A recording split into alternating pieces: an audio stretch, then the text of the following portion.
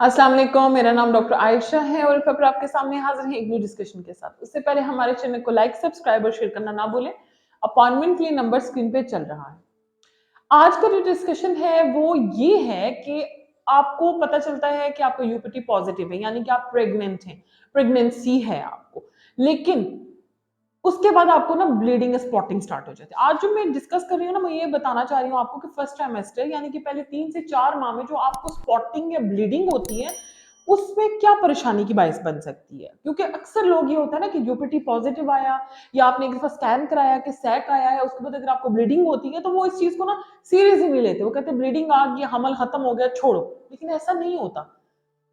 इस किन किन केसेस में ऐसे होता है कि स्पॉटिंग या ब्लीडिंग होने से आपको इसको नॉन सीरियस नहीं लेना चाहिए, अपनी डॉक्टर को लाजमी विजिट करना चाहिए। अगर आपको ब्लीडिंग हो रही है तो वो इनकम्प्लीट मिसकैरेज भी हो सकता है। इनकम्प्लीट मिसकैरेज में क्या होता है कि आपको स्पॉटिंग हो रही होती है, ब्लीडिंग हो रही होती है, लेकिन जब अल्ट्रासाउंड करके देखा जाता है तो उसमें बच्चे की धड़कन नहीं होती, उसके कुछ पार्ट्स यानी कि कंसेप्शन के जो पार्ट्स होते हैं, फीटल पार्ट्स होते हैं, वो प्रेजेंट होते हैं। तो वो फिर फोर्स कर रहे होते हैं, बाहर जाने की कोशिश कर रहे होते हैं और ओपन करने की कोशिश हो रही होती है। तो इसको इनकम्प्लीट मिसकैरेज कहते हैं।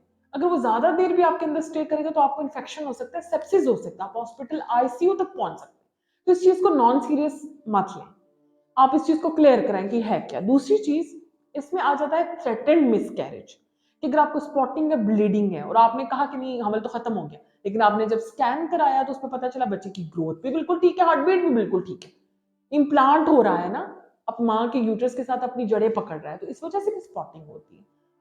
तो थ्रेटेंड मिसकैरेज ना हो इस वजह से उसके लिए कुछ हार्मोन पिल्स दी जाती हैं, इंजेक्टेबल्स दिए जाते हैं इसको ट्रीट करने के लिए, रोकने के लिए कि ये चीज रुक जाए, और आपको रेस्ट, कुछ विटामिन आयरन वगैरह दिए जाते हैं। इसी तरीके जो इनकम्प्लीट होता है उसमें हम कुछ मेडिकेशंस के थ्रू दे के जो छोटा मोटा प्रोडक्ट अंदर है तो उसको खत्म करा देते हैं कि खुद ब खुद निकल आएगा।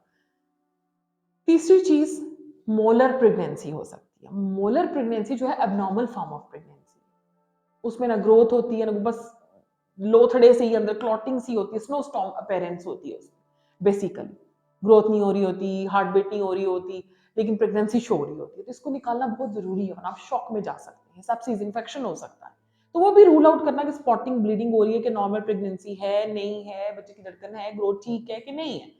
तो इसलिए इसके लिए ईएनसी इवैक्यूएशन एंड क्यूरेटाज करना बहुत इंपॉर्टेंट है इसकी ट्रीटमेंट। इसी तरीके से इम्प्लांटेशन मैंने आपको बताया है, क्योंकि आजकल हर दूसरी फीमेल में यही है, 90% ऐसा ही होता है कि औरतों को फर्स्ट ट्राइमेस्टर में स्पॉटिंग फील करनी पड़ती है, ब्लीडिंग होना शुरू हो जाती है।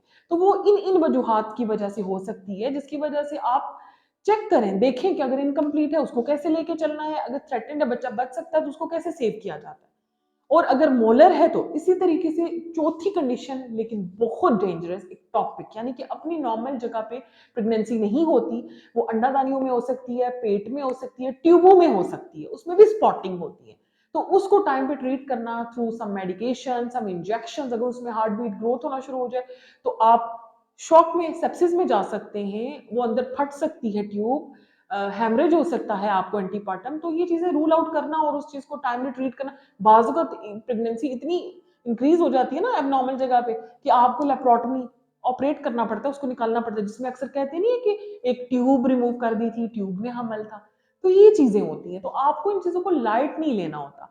अगर ऐसा कुछ है तो आपने फौरन अपनी गायनेकोलॉजिस्ट, अपनी डॉक्टर से रजू करना है, उनसे डिस्कस करना है, अल्ट्रासाउंड करना है, उस पर कंफर्म करना है। कुछ अगर वो टेस्ट भी बताती हैं तो उनको मना नहीं करना होता या इग्नोर नहीं करना होता, क्योंकि ये आपके फायदे की ही बात है। आपकी जान बचेगी तो आपके बच्चे की बचेगी, आपकी सेहत होगी तो आगे औलाद होगी। इसी के साथ हमें इजाजत दें, अपना ख्याल रखें। अल्लाह हाफ़िज़।